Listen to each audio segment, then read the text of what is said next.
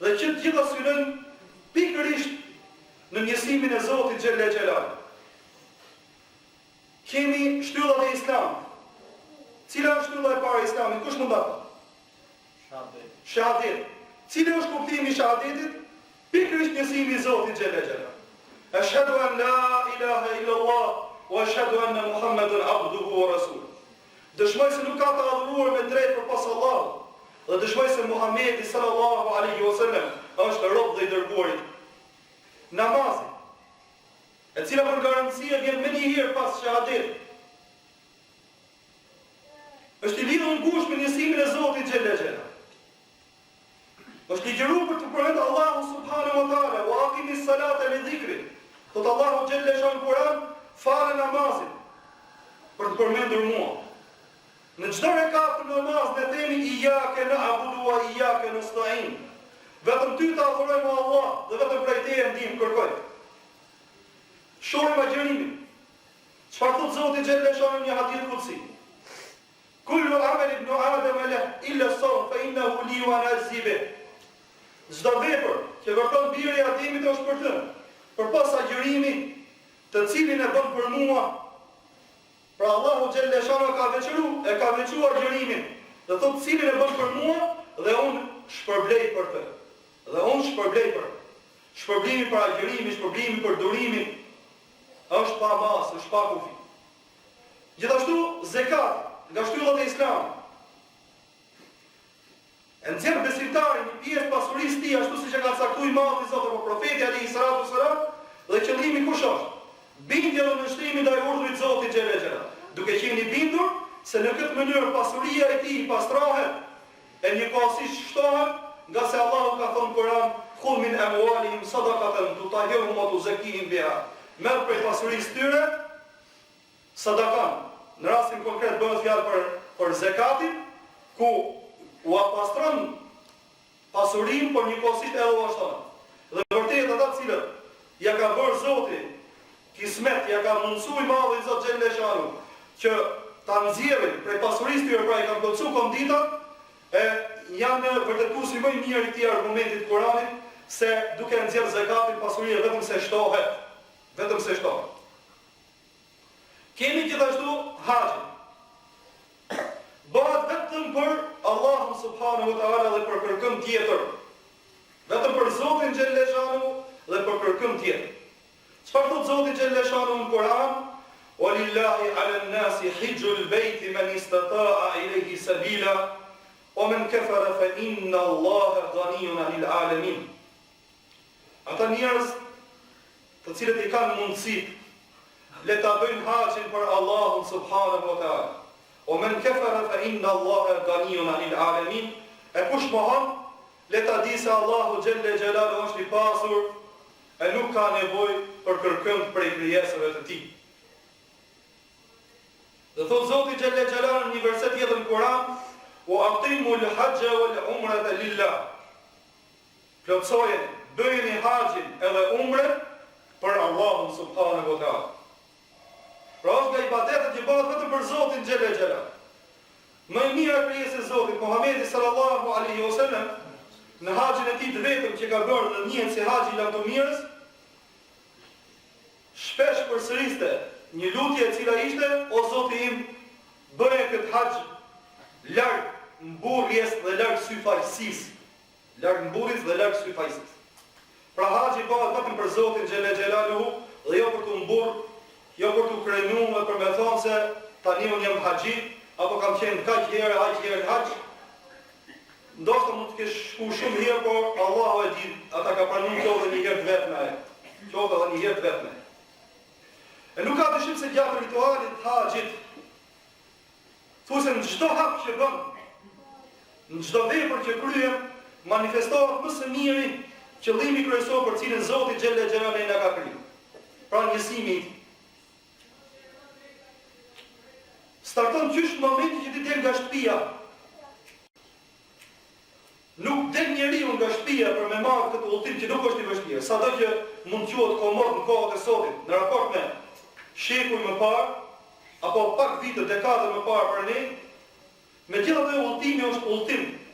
Pjesë dënimi e ka qujtë pejgamberi sallallahu alaihi wasallam udhëtimin. Dhe nuk mundet që njeriu dalin nga shtëpia e tij. Të loj grua, të loj fëmijë, të loj punën, të loj vëllezërin, të loj dashmit e vet.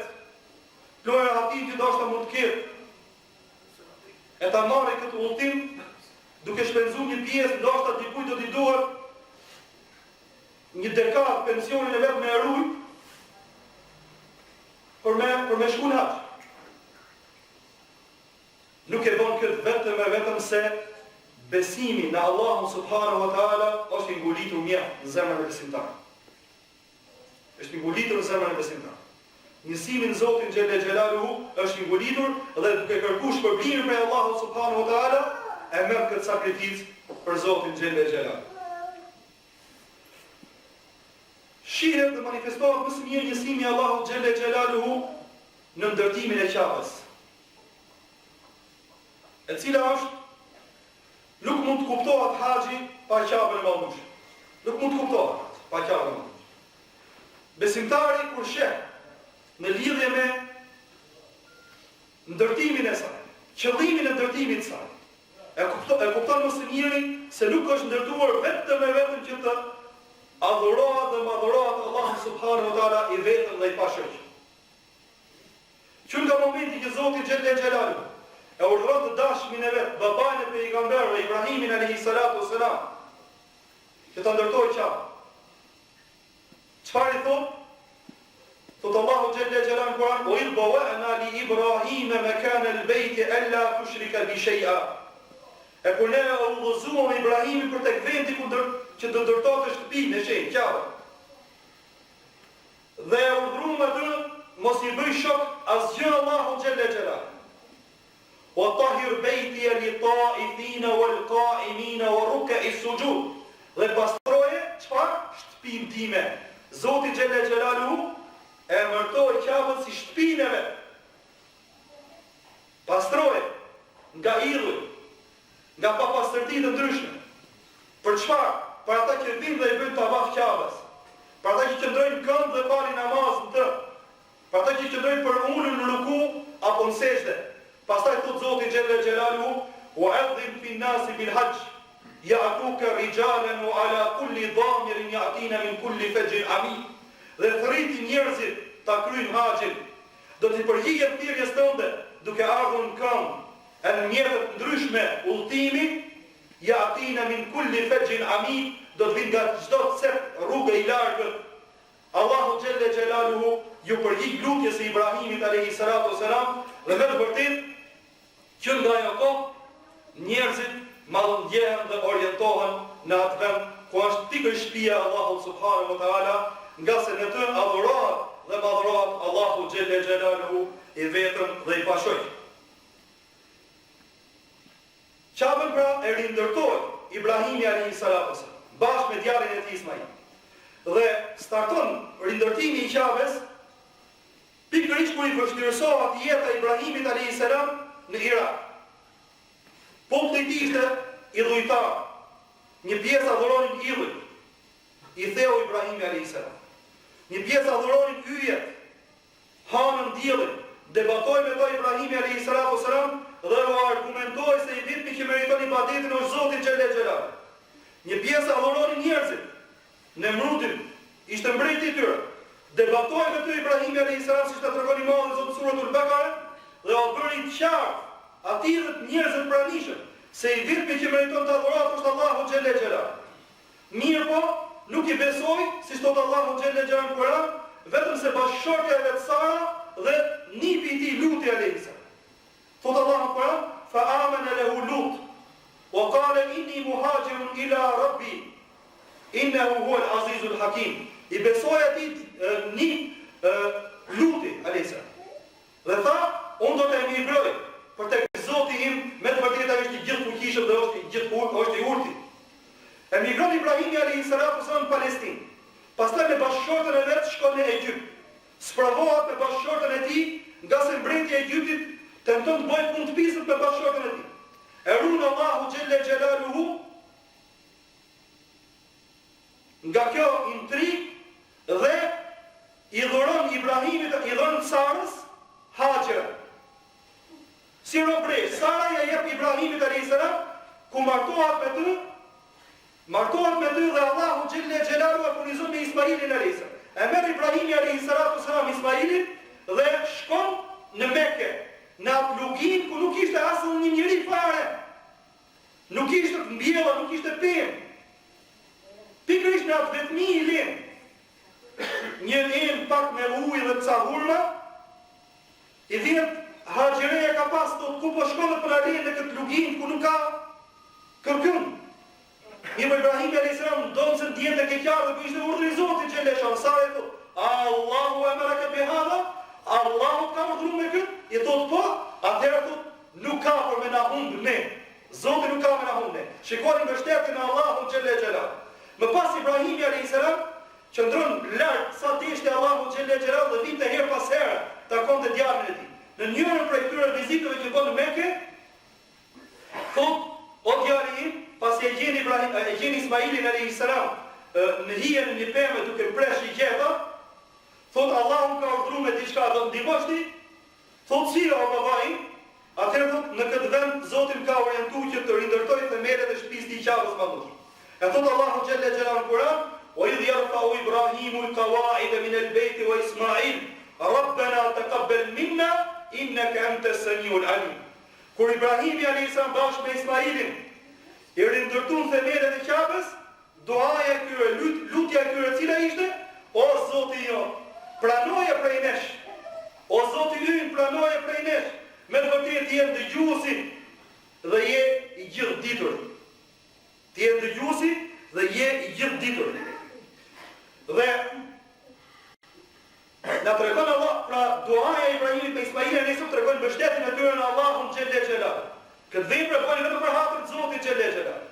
Dhe na tregon Allahu subhanahu wa taala në një sure tjetër, "Wa idh qala Ibrahimu rabbi ij'al hadha al-balada amina." E kur Ibrahimi tha o Zoti im, bëje këtë vend të sigurt, "Wajnubni wa baniya na'budu al-asnam." Dhe më largon mu e pas arsit e mi nga adhurimi i idhujve. Nga adhurimi i idhujve.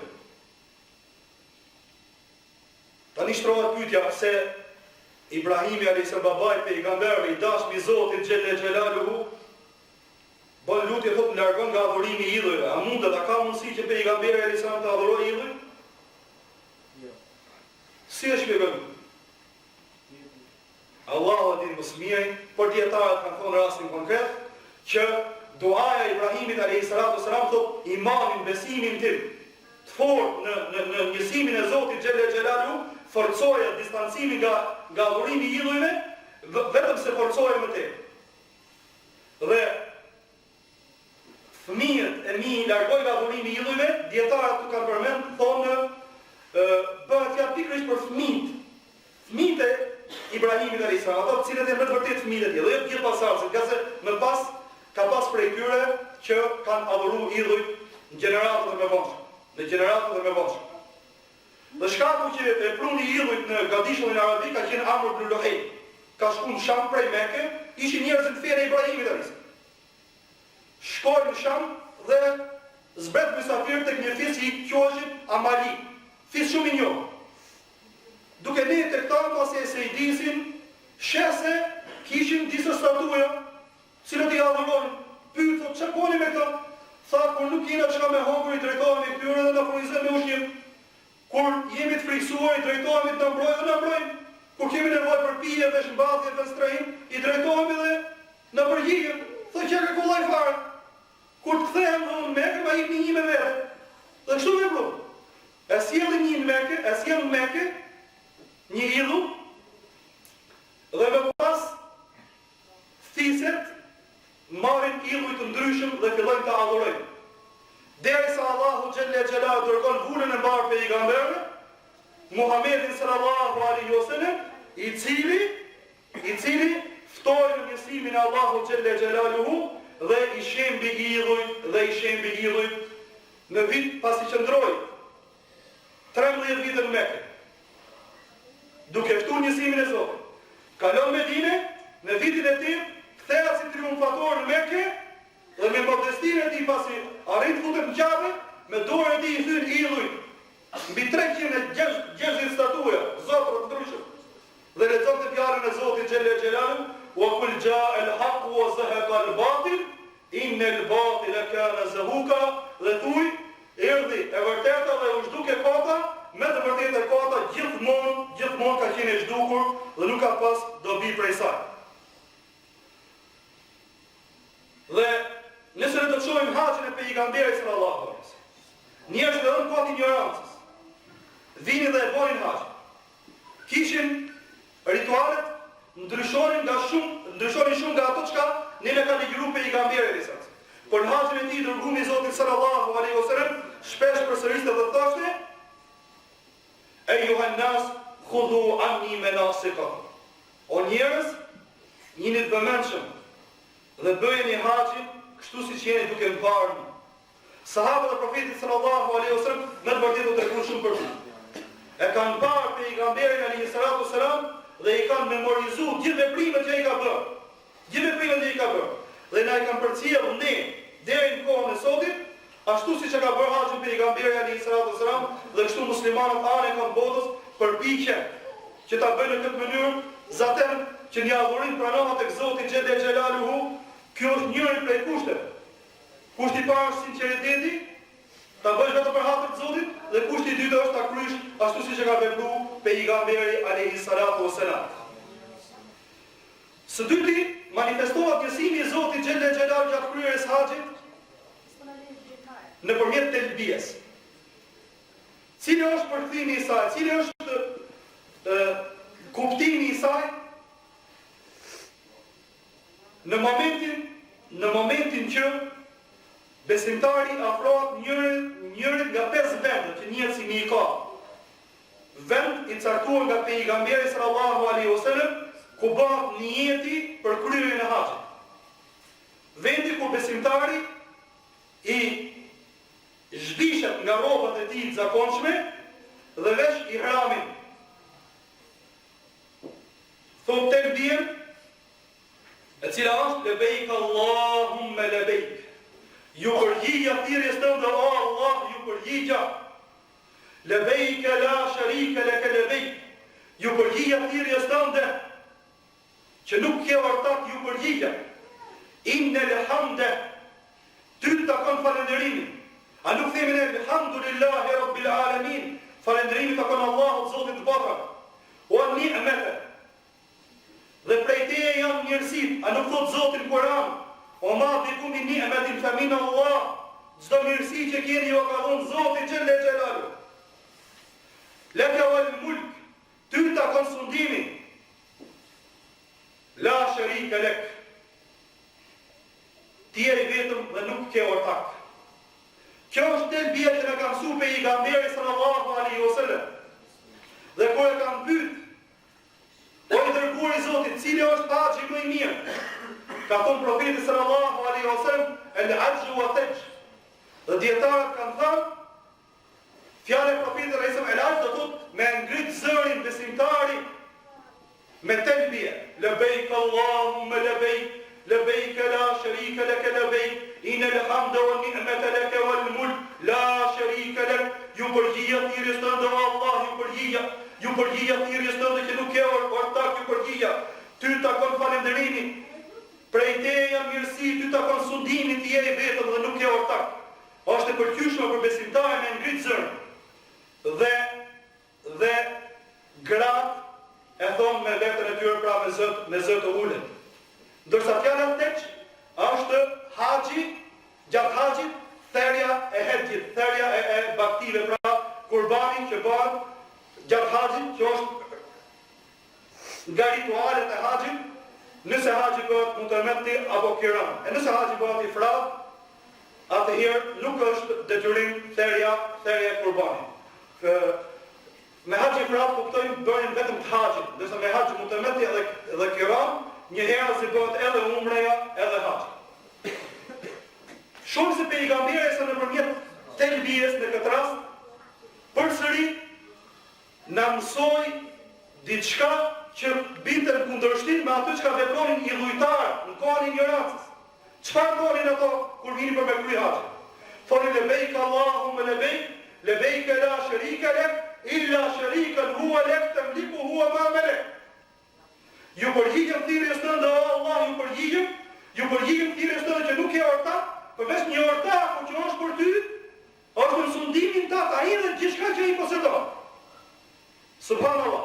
Pra, i bëni shok Zotit xhelel xhelal.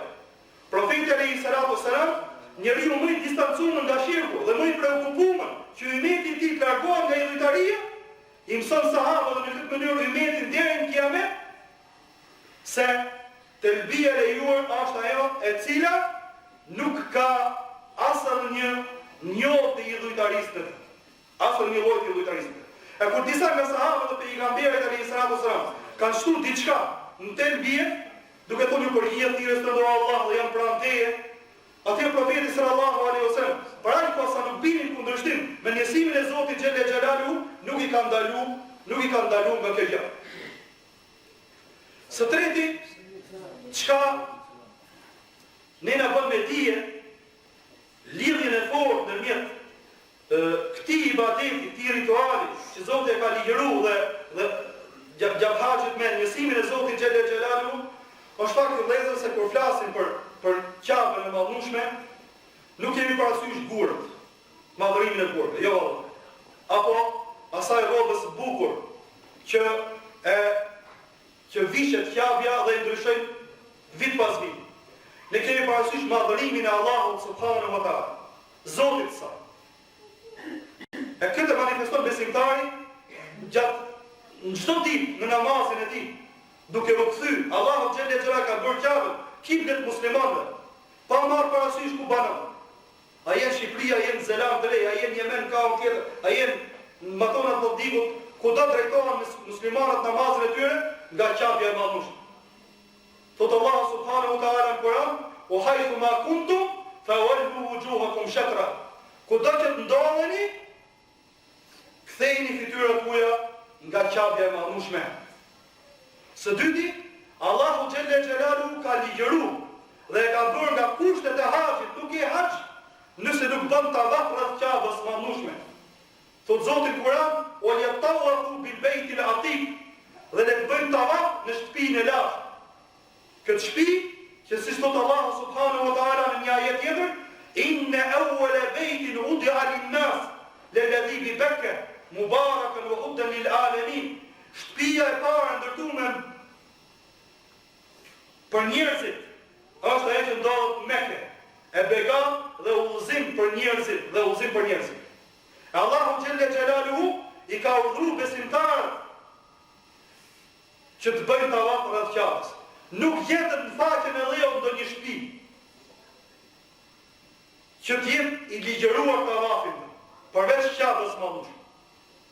Nëse ne shohim se bëhet tavaf rreth një vorri apo rreth ndonjë objekti tjetër, pa marrë parasysh çfarë ndërtimi i bëjnë, a njeri të mirë, a njeri të shenjtë, objekt të shenjtë, a pema, njeri, a busta, gjithçka, dijeni se kjo është një adhurim që bën kundërshtim me atë që ka ligjëruar Allahu subhanahu wa taala. Zoti xhelel xhelaluhu këtë ibadet tavafin e ka ligjëruar vetëm rreth qafës për besimtar. Vetëm rreth qafës e cila ndodhet në Mekë. Së dyti, prekja. Besimtari kur e fillon tavafin, e fillon te guri i zi. Ky gur që siç thot pejgamberi sa ka zbriti baba nga xheneti, po janë pikërisht gjunafat e bijve të Ademit që e kanë bërë këtë ngjyrën e zezë. Dhe besimtari kur e prek, kur shkon e puth apo me shenjë, madhron Zotin xhelel xhelal atë, thot bismillah Allahu akbar. Nëpërmjet saj manifeston njësimin e Allahut subhanahu wa taala, në nshtrimin ndaj tij. Nga se kështu me ka mësuar pejgamberi alayhi salatu wasallam dhe kështu vepron. Umar ibn Khattab radhiyallahu anhu kur shkoi e preku gurin dhe e puthi, çfarë tha? Wallahi inni la a'lamu annaka hajar, la tadur wa la tanfa. Walaula anni ra'aytu Rasulullah sallallahu alaihi wasallam yuqabbilu ma qabil. Nëse unë nuk do të kisha parë pejgamberin sallallahu alaihi wasallam, unë e di më së miri që ti guri, as do vazhdobinu mësje. Por nëse nuk do të kisha parë pejgamberin sallallahu duke të futur ty, nuk do ta veproje në gjë. E nëse besimtarët veprojnë këtë gjë, e veprojnë duke u nënshtruar asaj që ka ligjëruar pejgamberi sallallahu alaihi wasallam dhe asaj që kanë vepruar sahabët radhiyallahu anhum. Gjithashtu, kur besimtari mbaron tavafin, fal 2 rekat. Është prej sunetit të pejgamberit sallallahu alaihi wasallam që në rekatin e parë pas Fatihas të lexosh kul ya ayyuhal kafirun, këtë kaptin shkurt, e cila tregon bara'atu min ash-shirk, distancimin prej idhujtarisë. Thuaj o ju kafira, la a'budu ma ta'budun, unë nuk e adhuroj atë çka ju adhuroni, wala antum abidun ma a'bud, as ju nuk adhuroni atë çka unë adhuroj. Pastaj përfundon një fjalë kjo sura e shkurtër, ju keni fen tuaj dhe unë kam fen time. Ndërsa në rekatin e dytë çfarë lexon besimtari pas tavafit?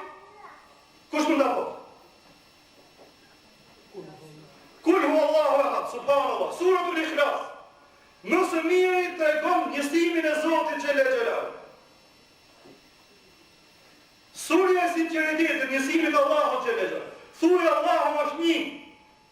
Allahu është ai që çdo kush kur ka nevojë drejton atij për ndihmë. Nuk ka lindur kënd dhe nuk është i lindur për kërkuj. Walam yakul lahu kufuwan ahad. Askush nuk është ai është i vetëm dhe nuk ka ortak. Pra shohim se gjatë tavafit vetëm se manifestohet më së miri njësimi i Allahut subhanahu wa taala. Besimtari pas mbrëm tavafit. Pra lidhja e ritualit haxhit me njësimin e Zotit xhelel xhelal. Çfarë bën? Ka lënë një ritual tjetër që përsëritet nga shtyllat e haxhit. Është sa'i, ecja ndërmjet 2 kodrave, Safas dhe Merwas. Pejgamberi sallallahu alaihi wasallam, pasi bëri tavafin, fali 2 rekat, piu nga uji Zemzemit, ngjitet tek Safa. Dhe thotë abda'u bima bada Allahu bi. Filloi dhe këtë veprim besimtarët sot e deri në ditën e fundit.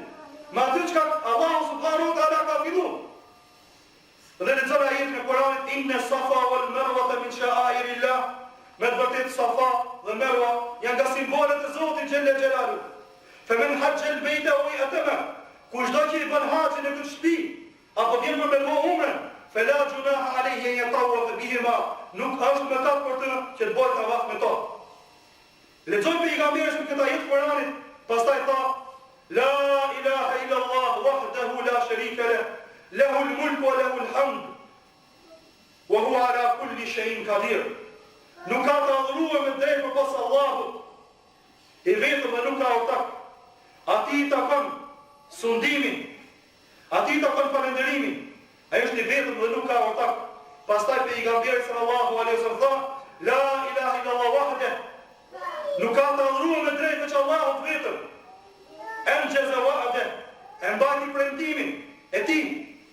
O nësëra abde, e ndihmoj robin e vetë, o hezëm e lahzab e wahde, dhe mundsoj mundjen pra sfidimin e ushtrive, Allahu subhanahu wa taala pra i dha fitoren musliman.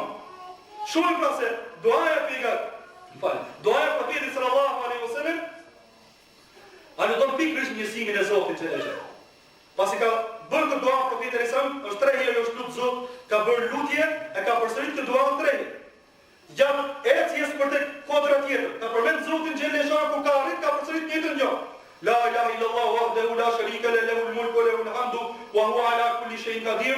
La ilaha illallah wahdahu anjaza wa'dahu wa nasara 'abdahu wa hazama al-ahzaba wahdahu. E ka përsëritur 3 herë. Fjalë që vetëm se tauhid, njësim të Zotit xhelel xhelal.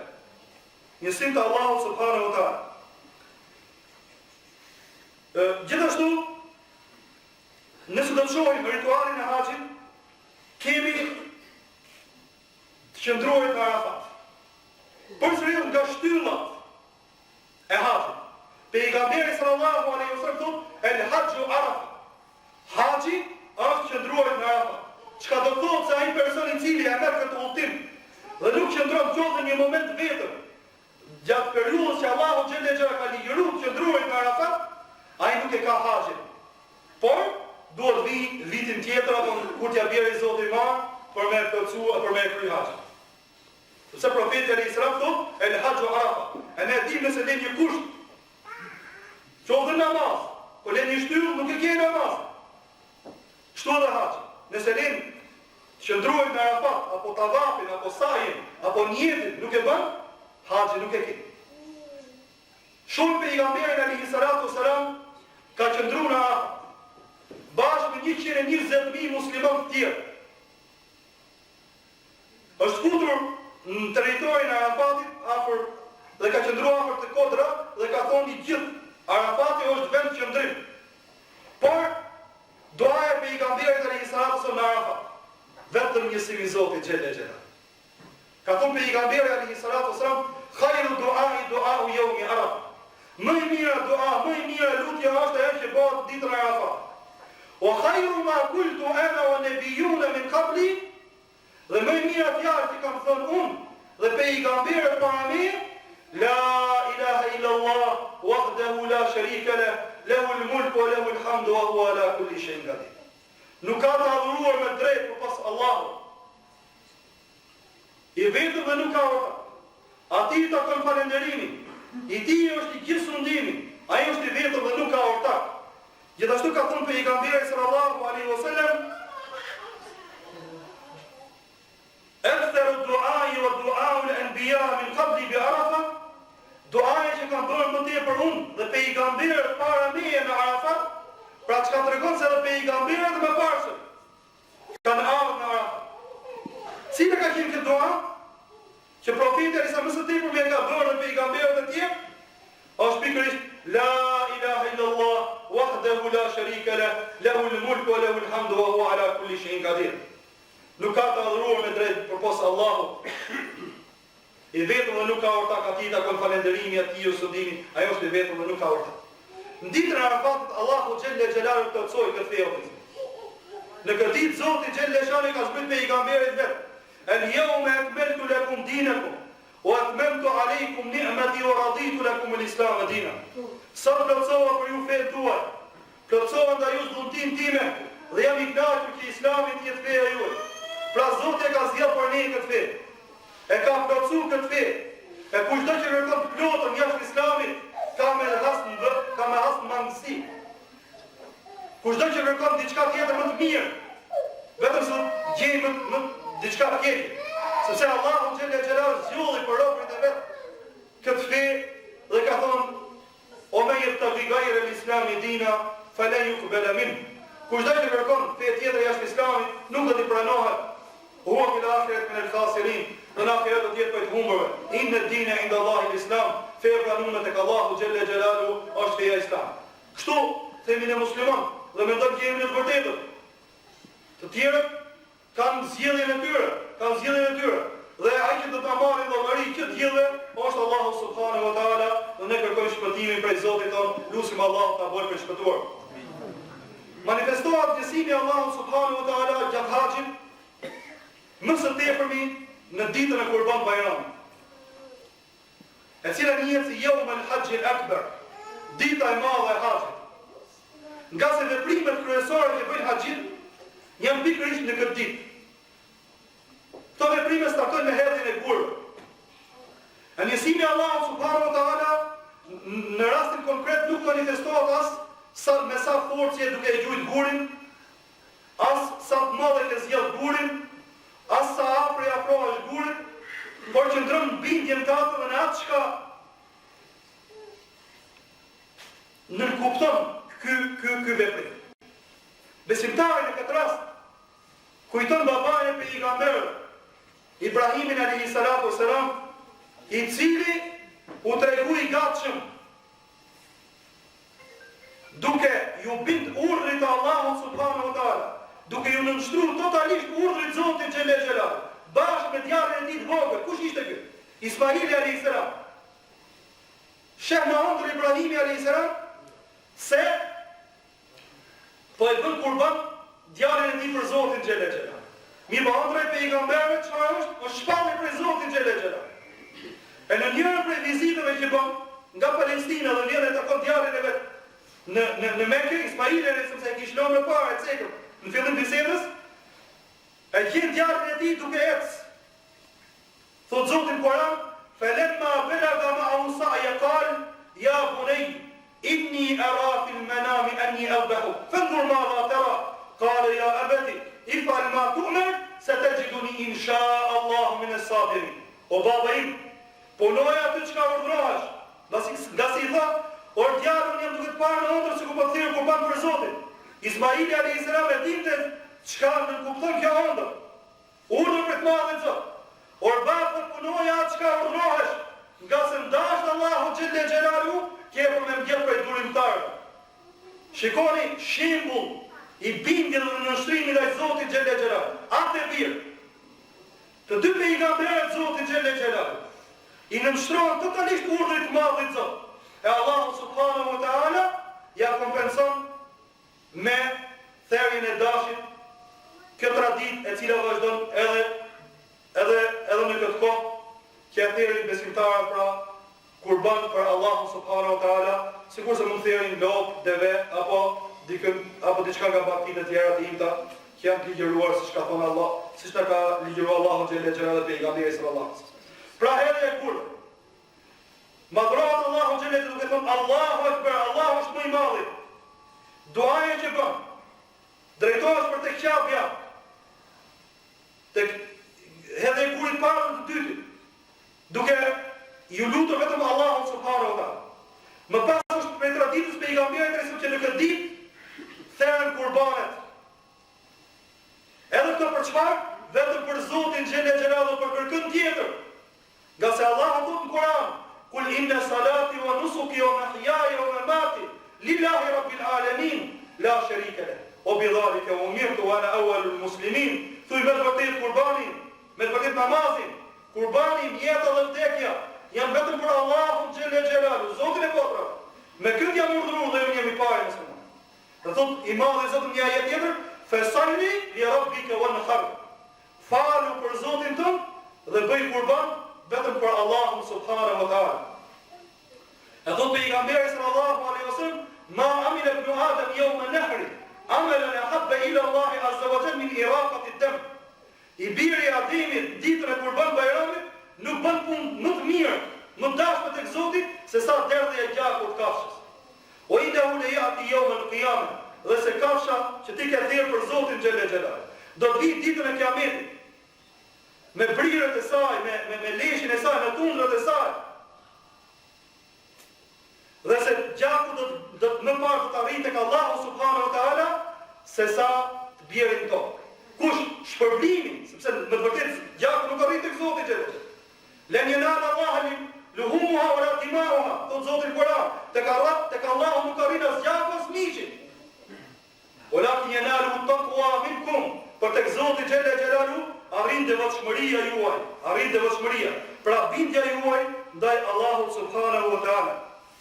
Njëkohësisht besimtari pasi ka hedhur burrën, lutim Zotin inshallah që t'ia mundsoj gjithëve që ta kryeni haxhin, ose shkojnë umre, dhe ato që kanë thënë Zoti ja pas pranuar, edhe ja mundsoj të shkojnë prap. Nëse e kanë bërë për veten, mund ta bëjë për dikën prej dashur të tyre, për nonën, për babën, për gjyshin e për vllajën, për motrën. Zoti ja lehtësoj gjithë dhe ja pranon inshallah besimtarëve të drejtojnë. Kur shkojnë njëri nga veprimet që bëjnë gjatë ditës kurban bajramit është shkurtimi I flokëve. Edhe kjo bindje edhe nënshtrim ndaj urdhrit pejgamberit sallallahu alaihi wasallam e ka vepruar këtë gjë dhe e ka bërë pjesë të ritualit haxhit, jo vetëm kaq për gatiturimet që duhet I bëjë besimtar. Dhe që manifestohet njësimi Allahu xhelle xhelaluhu gjatë haxhit, edhe gjatë përmendjes që I bëhet Zotit xhelle xhelaluhu. Përmendjes që I bëhet Allahu subhanahu wa taala. Pejgamberi sallallahu alaihi wasallam ka thënë: "Innama ju'ila at-tawafu bil-Ka'bah wa sa'yu bayna as-Safa wal-Marwa wa ramy al-jimar li iqamati dhikri Allahi azza wa jalla." Allahu xhelle xhelaluhu ka bërë tawafin rreth Ka'bës, ecën ndërmjet Safas dhe Marwas, hedhjen e gurve për të përmendur Zotin xhelle xhelaluhu. Dhe gjatë gjithë ritualit haxhit besimtari përmend Allahun subhanahu wa taala. Thot Zoti xhelle xhelaluhu kur përmend ajetet e haxhit në Kur'an suratul Baqara: "Leysa alaykum junahun an tabtagu fadlan min rabbikum." Nuk është mëkat për ju të kërkoni prej mirësive të Zotit xhelle xhelaluhu. "Fa idha afadtum min Arafatin fadhkuru Allaha inda al-mash'ar al-haram." Kur largoheni nga Arafati, përmendeni Zotin xhelle xhelaluhu në Mash'ar al-Haram. Është vend Pasi vazhdojnë ajetet, thotë Allahu xhelle xhelalu gjithashtu, "Fa idha qadaytum manasikakum", dhe kur ju t'i kryeni ritualet tuaja, "Fadhkurullaha ka dhikrikum aba'akum aw ashadda dhikra", përmendni Allahun xhelle xhelalu ashtu siç përmendni prindrit tuaj, edhe më tepër se sa ato. Thotë Abdullah ibn Abbas radhiyallahu anhu në komentimin e këtij ajeti, siç e ka përmendur Imam Ibn Kathir Allahu mëshiroft, ka qenë traditë e arabëve në kohën e ignorancës, që pikërisht në këtë periudhë uneshin dhe diskutonin flitin për prindrit e tyre. Babai ka bërë këtë, ka një muhaxhite, ka bërë këtë, ishte ndim të tyre që ishin borxhe, ato që kishin nevojë për dije, ja likuidonin e kështu me radhë, ndërsa Zoti xhelle xhelaluhu i zbret pejgamberit alayhi salatu wasalam dhe thotë, kur ju të kryeni këto ritualet e haxhit, përmendni Allahun xhelle xhelaluhu. Pra, na orienton të lidhemi me krijuesin tonë, me të vetmin që meriton ibadetin, ashtu siç i përmendni prindrit tuaj. O ashaddu dhikra, jo vetëm kaq, por më tepër se sa ju përmendni prindrit tuaj. Pra përmendni Allahun subhanahu wa taala. E përmendim Zotin xhelle xhelaluhu në fillim namazit, në fund namazit, kur i agjerushëm, gjatë haxhit, gjatë gjithë adhurimeve që bën besimtarët. Gjatë gjithë adhurimeve që bën besimtarët. Dhe së fundi, ajo që ka manifeston më së miri lidhjen e këtij rituali që është nga shtyllat e fesë islame, me cilën plotësohen këto shtyllat e fesë islame, është fakti se kryerja e haxhit besimtarit i kujton daljen para Zotit xhelle xhelalu. I kujton vdekjen. Këtë vërtet e cila është e hidhur, por nuk ka dërmon, nuk ka shmangje prej saj. Nuk ka shmangje prej saj. Dhe këtë e kupton qysh nga momenti që ai bën jetë. I hek rrobat e tij. I hek rrobat e tij vetë.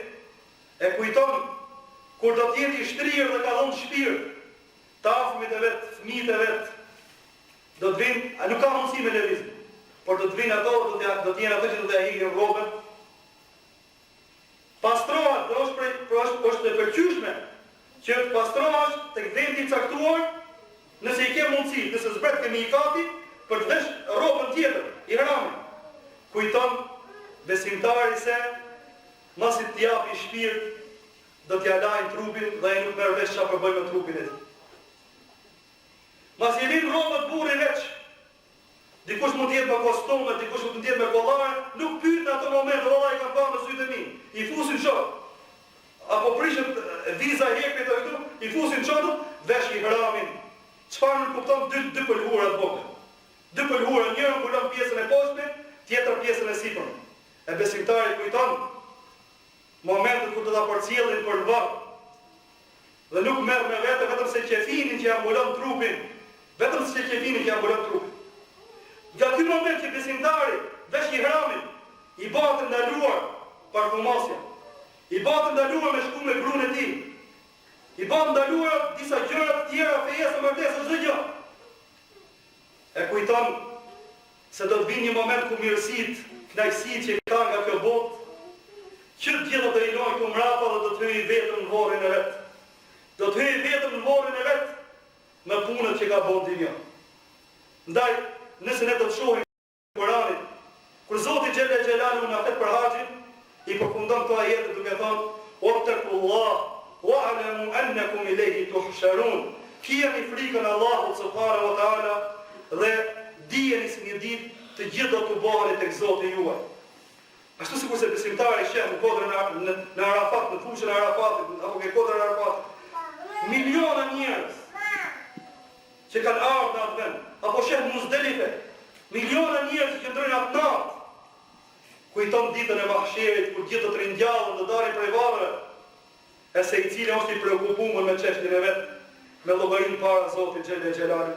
Ne lutim Allahun subhanahu wa taala me emrat e tij të bukur dhe virtytet e tij të përkryme, që na boj prej tyre që mësojnë nga argumentet e Zotit xhelle xhelalu dhe punojnë me ta.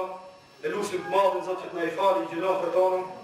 E lutim Allahun xhelle xhelalu që t'i ndihmojë muslimanët e cilin do që është ndihmë këtyre, me kush ato të keqen muslimanëve e kësaj feje, Allahu i shkatërroftja, ja Rabbel Alamin apo ju Zot, në rrugën e hajrit dhe lutim Allahun zotësisht na ka bashkuar këtë vend.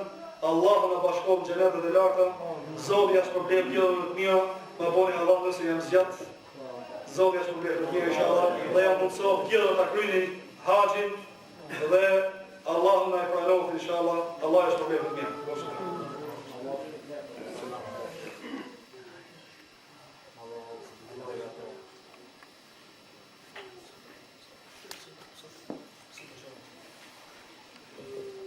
Falenderojmë vllajën e Hoxhën e Lëvendës Mukleçini për këtë ligjërat dhe lutem Allahun subhanehu t'ia vendosi tek veprat e mira dhe t'i bëjë të bëjë Islamin dhe muslimanët në të.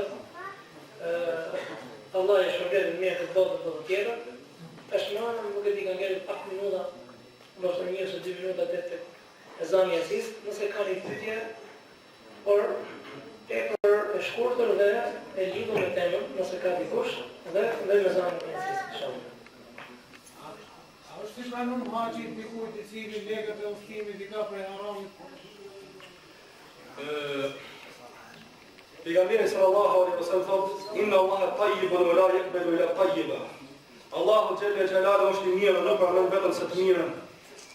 Dhe thotë profeti sallallahu alaihi wasallam për haxhiu del nga shtëpia e tij dhe niset për me kry haxhin, vendos këmbën e tij në mjetin e udhëtimit. Dhe thotë: "Lebeik Allahumma lebeik." Ju përgjigja thirrjes tënde o Allah, ju përgjigja.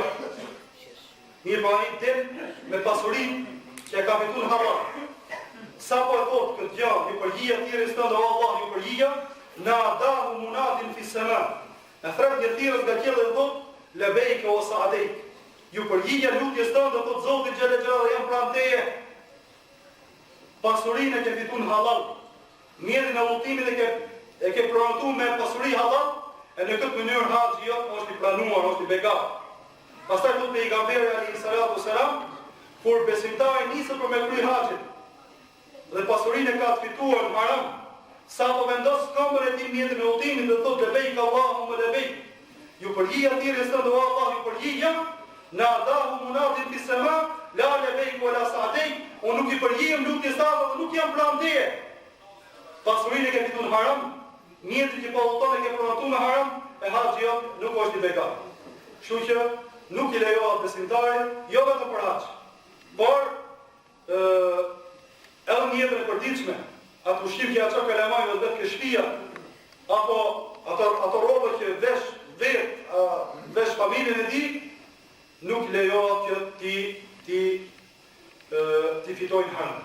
Përkundrazi duhet përkushtohet mjaft halal. Kështu ka të qenë para të mirë, burra dhe gra. Është transmetuar se i këshillonin gra, burra dhe tyre kur dilnin prej shtëpia, tek Allahu fina, ula tut'imun al-haram. Friksojnë Zotin xhela xhela për ne dhe mos ta sillni haram në shtëpi. Fe inna ma nasbiru ala al-ju'i wala nasbiru ala an-nar. Nga se ne mundem me bot durim nga uria, por se nuk mundem me duru zjarrin ditën e Kiametit. Nuk mund me duru zjarrin botën tjetër Allahu na ruaj. Lusim Allah na mjaftojë me halalin, e na ruaj për haramit. Allah e shpërblet mirë. Allahu e shpërblet. Zoti e shpërblet Hoxhës me spikëçinë Allah e shpërblet dhe ju inshallah.